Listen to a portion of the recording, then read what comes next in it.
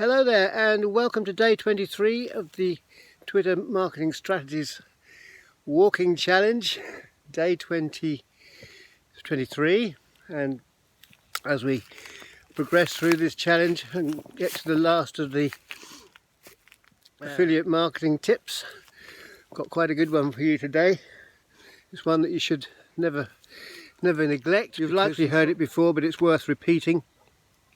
The sales will be made in the follow-up. So 7 times is the amount that you want to follow up at least, but 7 times is what you need to be able to get it through to somebody's consciousness, because they're not likely to buy it on the first occasion they see an offer, unless you've got a stunning bonus and they've heard of the product before. So you always want to be following up. You always want to be following up because you will be making other offers as you go down the road, and so you want to keep yourself in people's minds, of course. So it's a combined email and affiliate marketing tip. Make sure you follow up at least 7 times, and if you can, offer a bonus that'll help seal the sale. I'm Ed Kirwan. I look forward to seeing you tomorrow with another Twitter marketing strategy video.